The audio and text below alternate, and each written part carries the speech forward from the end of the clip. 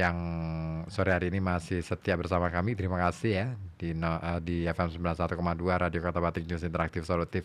Aulia di Keradenan ya. Kirim atensi. Selamat sore Mas Ribut, penyiar idolaku. Hadir di sore yang panas gini ya, gerah semromong kalau istilah kita. Doa terbaik untuk Kota Pekalongan. Semoga kondisinya kembali normal dan kondusif. Nggak ada lagi kericuan. Semoga Kota Pekalongan dan negara Indonesia selalu dalam perlindungan Allah Subhanahu wa taala. Amin. Ya. Dan memang kita harapannya sih seperti itu ya. Kalaupun ada yang ingin menyampaikan pendapat umum gitu ya di muka publik gitu. Ya, sebenarnya kalau Kota Pekalongan saya yakin sih masyarakatnya sangat kondusif dan sangat bisa komunikatif ya. Artinya dalam menyampaikan aspirasi, saya ngelihatnya demonstrasi-demonstrasi yang sudah berjalan di Kota Pekalongan ini rata-rata berjalan baik. Sekalipun katakanlah masanya banyak. Kayak misalkan nih beberapa waktu lalu yang saya sering banget loh ngikutin bagaimana kemudian aksi-aksi demonstrasi di Pekalongan itu saya amati.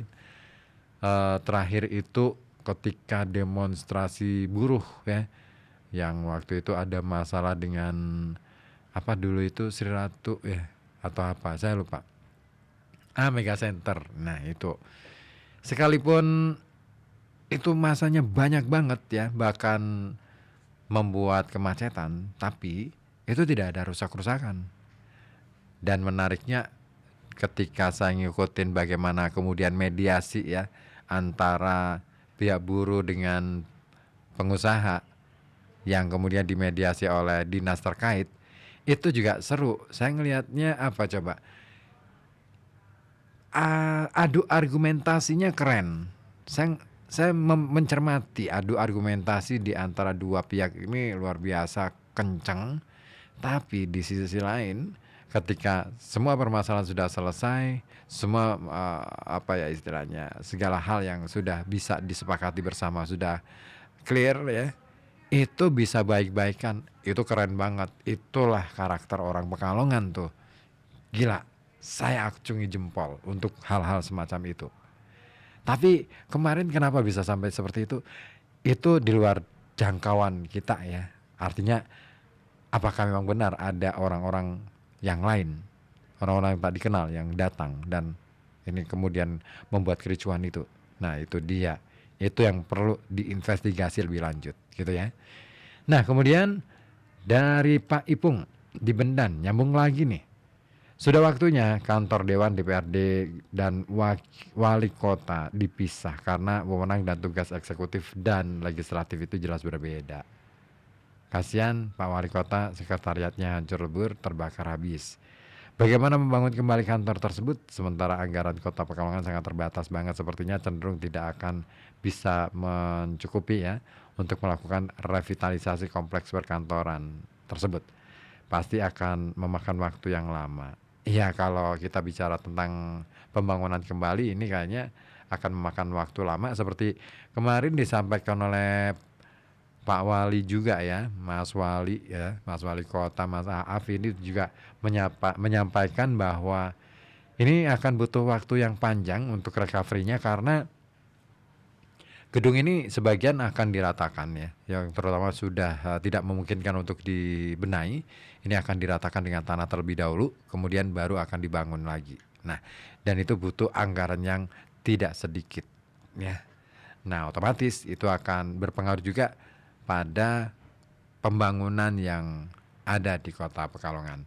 Nah, soal idenya Pak Ipung ini menarik ya.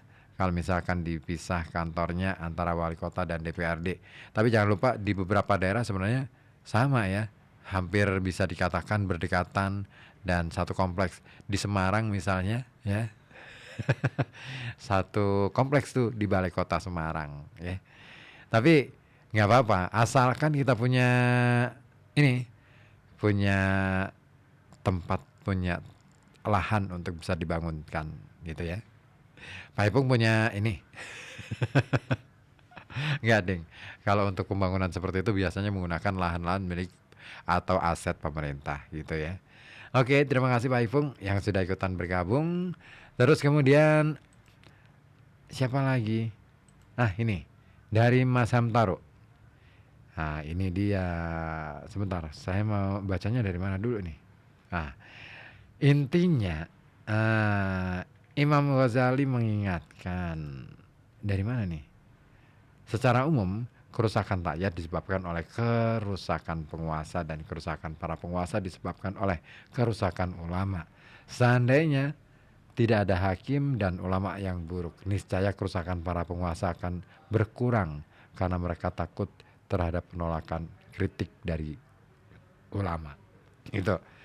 Terus, nah intinya makalah dari Hujatul Islam Imam Al-Ghazali ini, menurut Mas Hamtaro ini ya,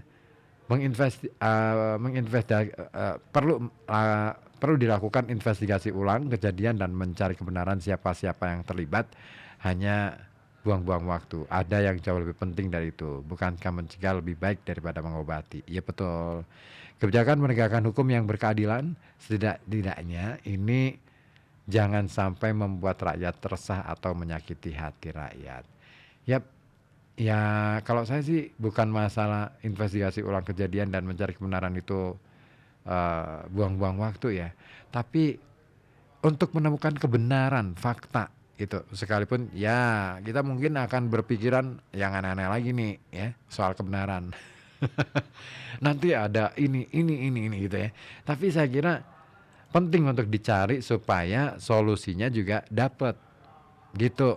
Jadi tidak ada yang sia-sia sebenarnya ya dalam melakukan apa ya, penindakan atas setiap kasus atau kejadian gitu. Jadi ya nggak ada yang buang-buang waktu Mas Hamtaro. Menurut saya sih gitu. Terus ada siapa lagi? Ini dari Zikri di Kertijaya. Hadir Pak untuk sore ini yang panas. Oke, thank you. Ya. Ada yang mau gabung lagi? Boleh ya, via telepon juga boleh. Masih sore kayak gini, kayaknya kita ngobrol yang seru-seru kayak gini juga asik juga nih. Sembari kita coba untuk mencari apa solusi bersama untuk kita, untuk masa depan kita bersama. Karena kita tahu ya, banyak orang-orang yang belakangan ya, kalau saya duduk-duduk di mana gitu ya, terus kemudian ada bapak-bapak, ada ibu-ibu yang kemudian curhat gitu ya, ngobrol. Itu selalu yang diobrolkan adalah kondisi ekonomi yang saat ini sedang tidak baik-baik saja.